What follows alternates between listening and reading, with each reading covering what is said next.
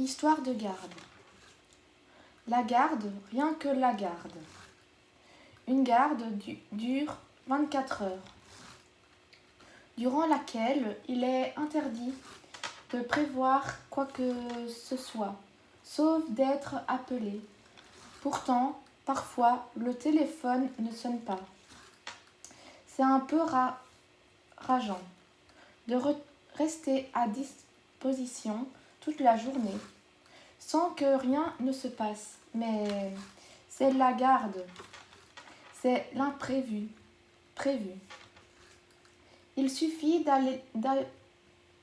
d'ailleurs de prévoir un déjeuner, un dîner avec des amis pour que le téléphone sonne et qu'au moment de se mettre à table, l'on se retrouve envoyé à l'autre bout de la ville, de la province, généralement pour un cas sans intérêt, un cas de mort naturelle ou afin de signer un certificat de décès.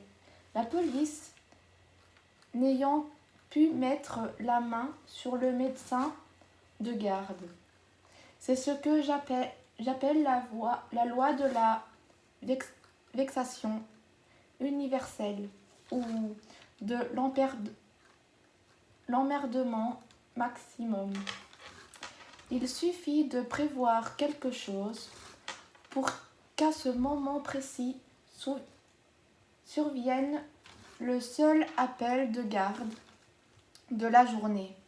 Dès lors, dans l'attente de l'éventuel coup de fil, je ne prévois rien et rédige mes rapports médico-légaux. C'est une tâche que je peux interrompre à tout moment. Quand je suis de garde, ma devise est « la garde, rien que la garde ». Cela me protège du stress, de ne pas être libre le moment venu. La garde, un habillement lorsque je suis appelée. J'enfile la tenue que j'ai composée au fil du temps.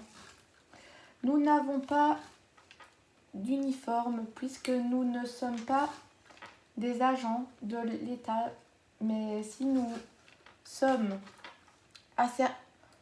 assermentés, j'ai fini par opter pour le port d'une chemise et d'un pull. Celui-ci ne peut en aucun cas être constitué de laine qui absorbe les odeurs, comme celle de putréfaction. Impossible à faire disparaître sans faire rétrécir le vêtement au lavage. Le pantalon du type de celui que portent les agents de police est fait dans un tissu qui ne garde pas les taches de sang au lavage. Je n'ai jamais compris pourquoi les bouchers portent des vêtements d'un blanc immaculé alors qu'ils manipulent de la viande saignante à longueur de journée.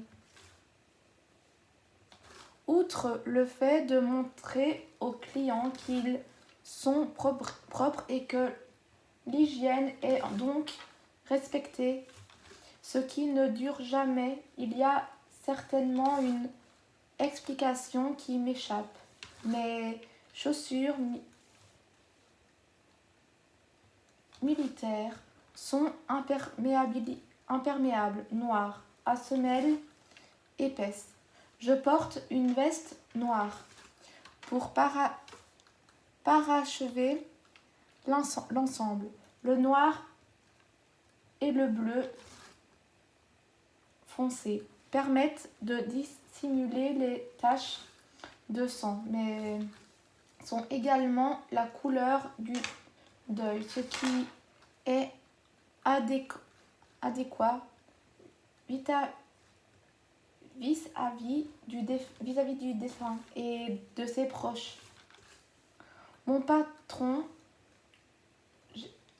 Gerge Brage- Georges Braillet, insistait pour que nous faisions les gardes en costume, cravate. Cette cravate qui pendouille même sur le cadavre alors qu'on l'a coincé dans la ceinture ou entre les boutons de la chemise est une horreur. Au passage, elle se charge de toutes les pertes liquides, putréfactives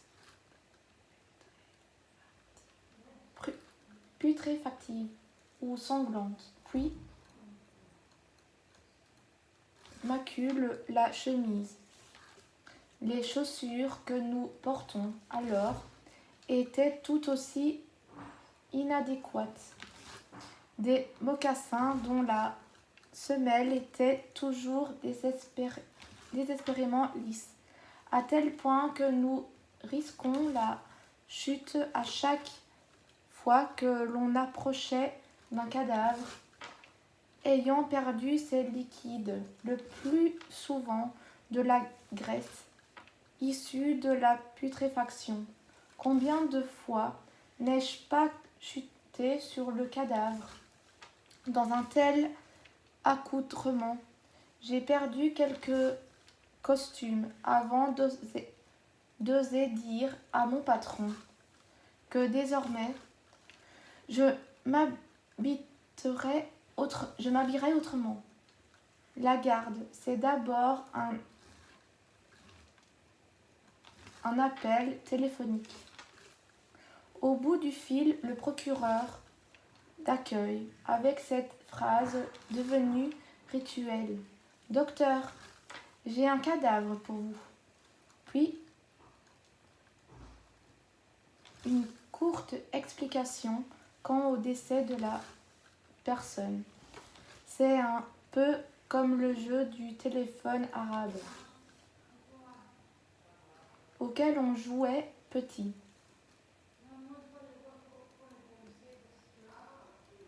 Le principe est de créer une phrase, de la dire à l'oreille du voisin, qui fait de même avec son voisin et ainsi de suite.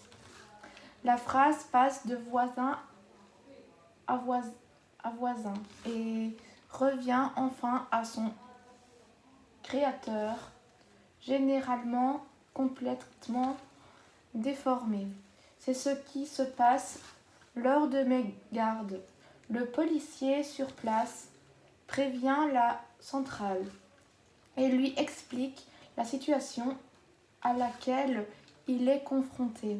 La centrale téléphone au procureur et lui transmet ce qu'il a compris de la situation. Le procureur me téléphone et fait de même. Et c'est comme ça que je découvre un pendu alors qu'on m'avait annoncé un mort par balle dans la tête. La garde, c'est aussi la nuit. Il y a des heures clés. À 8 heures, les gens se lèvent. À 17 heures, ils rentrent du travail. À 22 heures, ils rentrent de sortie. À 2 heures, pareil, mais ils sont généralement plus jeunes et c'est à ce moment-là que des cadavres sont découverts. Le découvreur alerte alors la police qui déplace une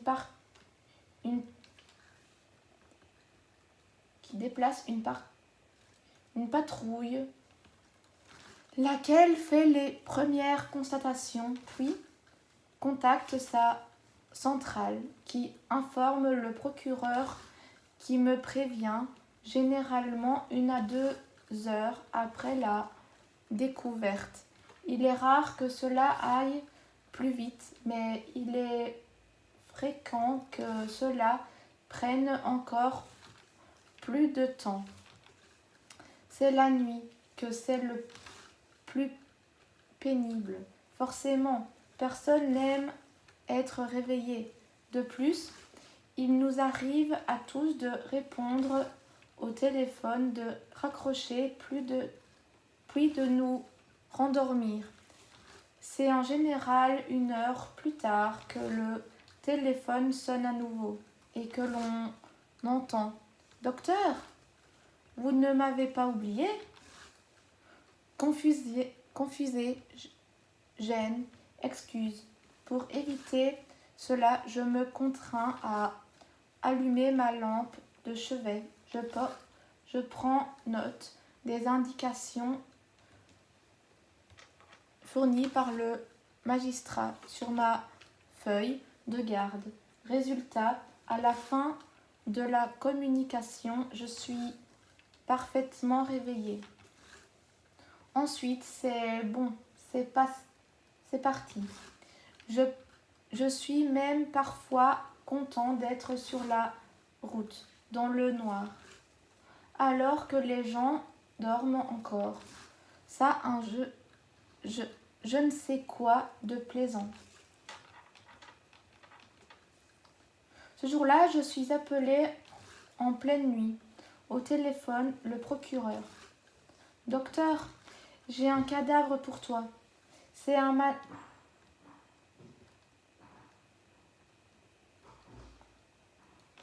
magistrat que je connais depuis longtemps.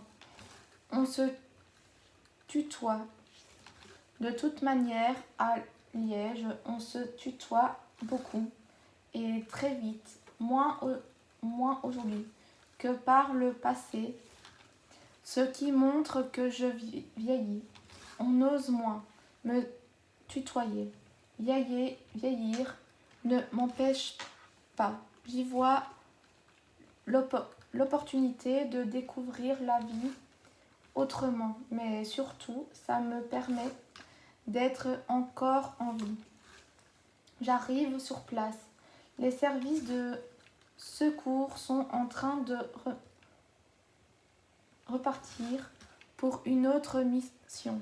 Les lampes bleues sont allumées, tandis que le bétonnier est coupé, ce qui évite de réveiller la ville entière.